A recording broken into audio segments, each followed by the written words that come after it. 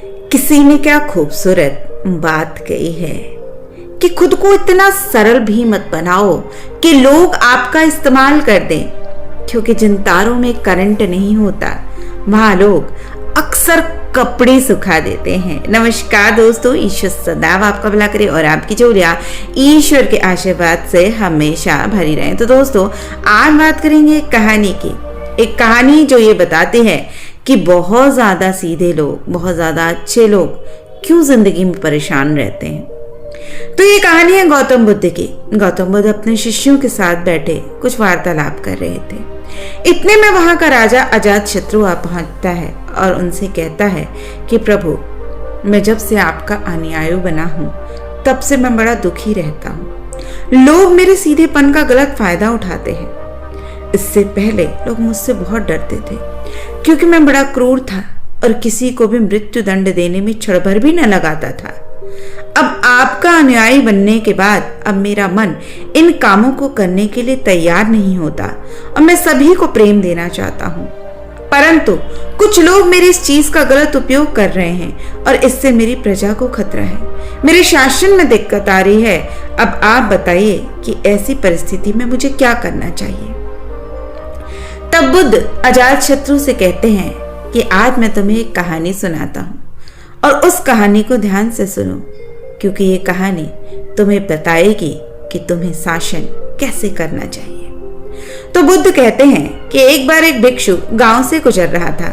उस गांव में एक बहुत बड़ा पीपल का वृक्ष था। चलते चलते भिक्षु बहुत थक गया। उसने सोचा कि इस वृक्ष के नीचे थोड़ा आराम कर लिया जाए। वह वृक्ष की तरफ आराम करने के लिए जा ही रहा था, तभी कुछ लोग उसे रोक देते हैं। कहते हैं कि उधर मत जाइए, वहां एक बहुत बड़ा सांप रहता है, वो बड़ा जहरीला है। उसने बहुत सारे लोगों को डस रखा है। वो बहुत सारे लोगों की हड्डियां इधर उधर आपको उसके डसे हुए लोगों की दिखाई दे जाएंगी। तो भिक्षु मुस्कुराता है और कहता है, एक दिन तो सबको ही मरना है। अगर मुझे आज ही मरना है तो इसमें कौन सी बड़ी बात है। आप मेरी चिंता ना करें, मुझे आज्ञा दें। अब भिक्षु वहां से चला जाता है और पेड़ के नीचे पहुंच जाता है और वहां पर जाकर अपना आसन बिछाकर बैठ जाता है। कुछ ही देर बाद वो सांप उसके पास आ जाता है और उससे कहता है कि हे व्यक्ति, क्या तुम्हें मुझसे डर नहीं लगता?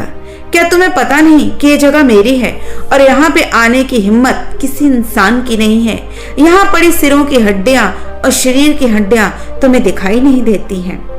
तो भिक्षु उससे बड़े प्रेम से कहता है कि हे भाई, इसमें भय वाली कौन सी बात है? तुम जो भी करते हो वो इसलिए करते हो कि तुम्हें भय है।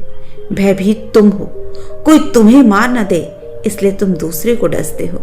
मुझे किसी बात का भय नहीं, ना ही मृत्यु का भय है और ना ही जीवन की लालसा, इसलिए कोई मुझे नुकसान पहुंचा ही नहीं सकता।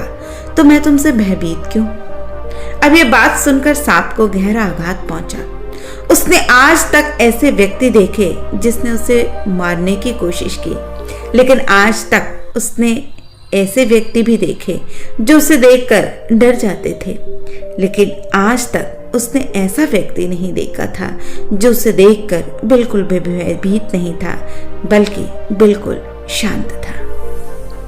सर्प उसकी बातें सुनकर उसके चरणों में लेट जाता है और कहता है कि हे प्रभु, आज तक मैंने जो भी किया अपनी जान बचाने के लिए किया, क्योंकि अगर मैं इस तरह का रूप धारण नहीं करता तो लोग मुझे जीवित नहीं छोड़ते।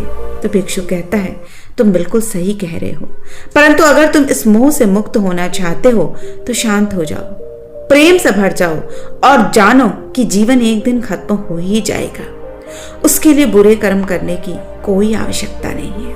और इतना कहकर वो भिक्षु वहां से चला जाता है। अब वो सर्प अपने भीतर इन बातों को रख लेता है और आज के बाद वो ये प्रार्थना करता है कि वो जीवन में कोई भी गलत कर्म नहीं करेगा। सर्प सभी बुरे कर्मों को छोड़ देता है, लेकिन इसका उल्टा प्रभाव उस पर पड़ता है। जो लोग पहले उसे देखकर डर कर भाग जाते थे, अब उसके सीधेपन का गलत उपयोग करने लगे हैं। अब सब लोग उसे छेड़ते हैं, उसे खरोंच मारते हैं, उसे चोट पहुंचाते हैं। अब सर्प बहुत भूखा रहने लगा और बहुत ही चोटों से ग्रस्त रहने लगा। उसके शरीर पे बहुत से निशान बन गए, खरोंचे बन गई, क्योंकि अब लोगों को वो नुकसान नहीं पहुंचाता था। वह सबसे प्रेम से रहने की कोशिश करता था, लेकिन लोगों के मन में जो उसके प्रति भय था वो उसे सुरक्षित नहीं रहने देता था।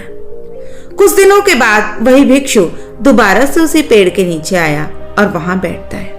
वो सर्प को देखता है और बड़ा आश्चर्यचकित होता है कि पहले सर्प की क्या स्थिति थी और अब ये सर्प किस स्थिति में पहुंच गया है। वो बड़ा चिंतित हो जाता है।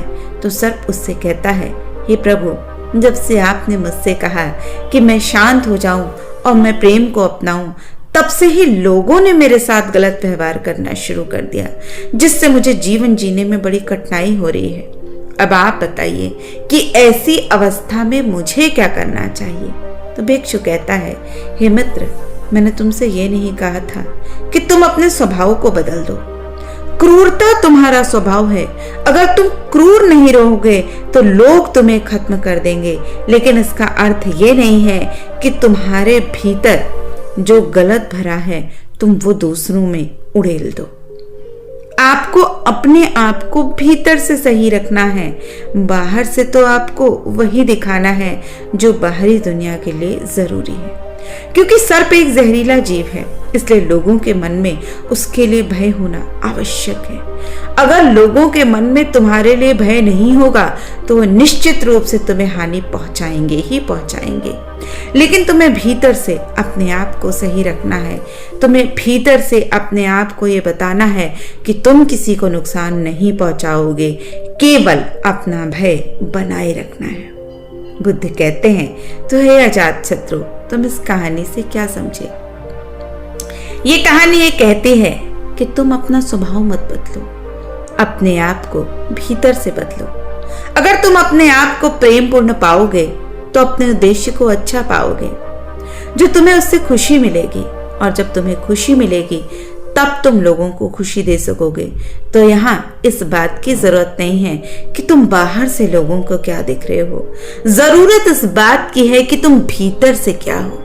तो दोस्तों, याद रखें, इस दुनिया में बहुत ज्यादा सरल इंसान को लोग कष्ट देते ही हैं। तो बाहर से आप इतने भी सरल ना बने कि हर इंसान आपका फायदा उठा जाए, और भीतर से इतने भी कठोर ना बने कि हर इंसान का बुरा करने के लिए आप लालायित हो उठें। बाहरी दुनिया में अपना एक बाहरी आवरण तो बनाएं, लेकिन अंदर से इतने अच्छे बने कि परमात्मा आपको पहचानता है, वो आपके हृदय की छुपी भावना को पहचानता है। इसलिए बाहर से समाज के लिए थोड़ा कठोर जरूर बने, लेकिन अंदर से अपनी इंसानियत को, अपनी अच्छाई को कभी भी खत्म ना होने दें।